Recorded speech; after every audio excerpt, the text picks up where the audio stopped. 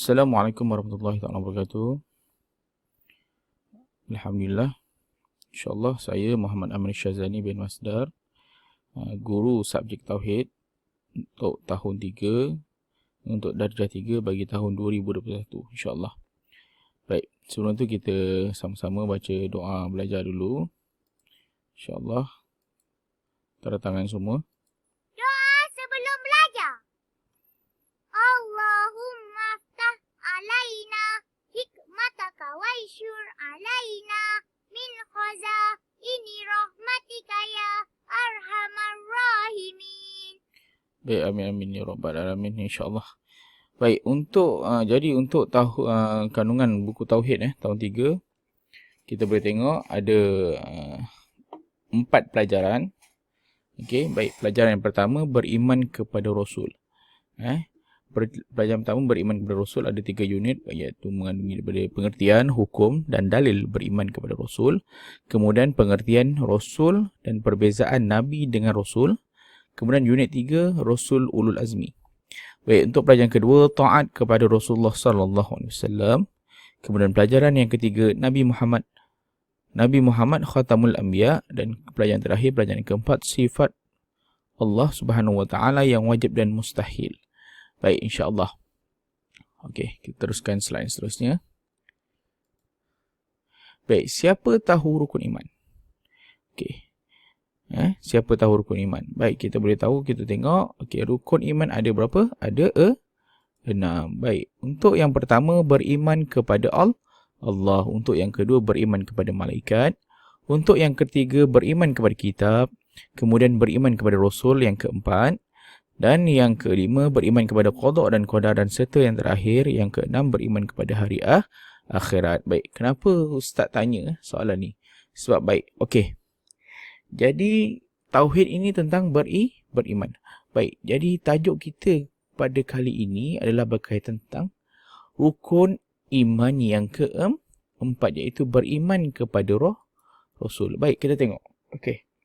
Jadi pelajaran pertama beriman kepada Rasul, kita akan sentuh pelajaran unit yang pertama, iaitu mengenai pengertian, hukum dan dalil beriman kepada Rasul. Baik, kita tengok. Boleh tengok, semua boleh tengok muka surat, buku, boleh tengok buku teks, ada buku teks semuanya. Baik, insyaAllah. Baik, untuk beriman kepada Rasul, unit yang pertama akan sentuh tentang pengertian, hukum dan dalil. Baik, kita pergi yang pertama dulu, pengertian. Baik, untuk pengertian beriman kepada Rasul ialah percaya bahawa Rasul adalah seorang lelaki yang mulia dan diutus oleh Allah SWT untuk menyampaikan wahyu kepada umat manusia dan jin. Jadi, pengertian dia, wajib kita percaya ataupun kita percaya bahawa Rasul adalah seorang lelaki yang mulia dan dipilih oleh Allah untuk diutus untuk menyampaikan wahyu kepada umat manusia dan jin khususnya. Baik, jelas untuk pengertian. Baik, kita pergi pula kepada hukum. Hukum beriman kepada Rasul. Baik, kita tengok pada hukum beriman kepada Rasul. Baik, dalam buku teks tu ada tulis. Baik, untuk yang pertama, sesiapa yang tidak beriman kepada Rasul adalah kafir.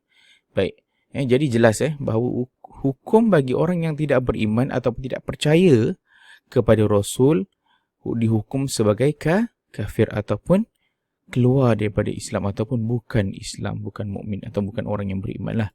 Baik, kemudian kita pergi pula yang kedua, pengutusan Rasulullah sallallahu alaihi wasallam mesti diimani ataupun wajib diimani, diyakini dan dipercayai. Baik, yang ketiga, percaya kepada Rasul adalah rukun iman yang keempat.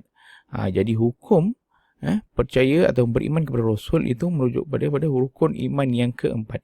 Jadi kalau tak cukup rukun iman kita, kita boleh dihukum sebagai kafir. Baik. Okey, kita pergi pula kepada dalil. Dalil untuk beriman kepada Rasul. Baik, kita tengok. Baik, kita dengarkan dalil daripada surah Al-Baqarah ayat 285. A'udzubillahi minasyaitonirrajim. Bismillahirrahmanirrahim. Amana ar-rasulu bima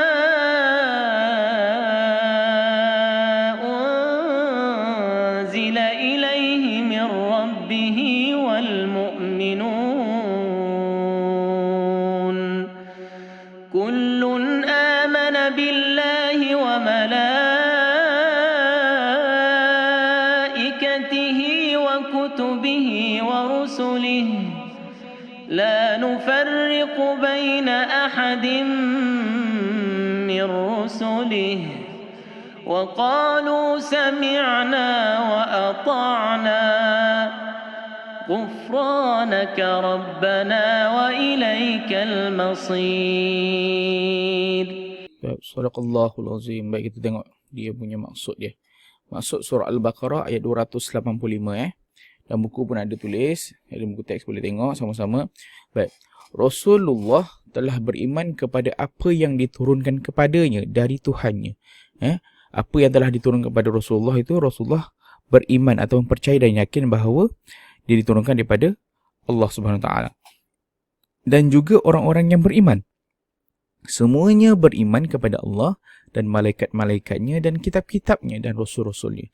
Jadi ayat ini jelas menunjukkan bahawa kita kena, semua orang yang beriman itu akan beriman kepada Allah, kepada malaikat-malaikatnya dan kitab-kitabnya dan rasul-rasulnya. Baik, jadi pelajaran hari ini jelas bahawa kita telah belajar tentang beriman kepada Rasul. Dalam unit 1 ada tentang pengertian, hukum dan dalil. Jadi jelas, insyaAllah kita akan bertemu lagi dalam pelajaran seterusnya. Jadi itu sahaja daripada saya. Assalamualaikum warahmatullahi taala wabarakatuh.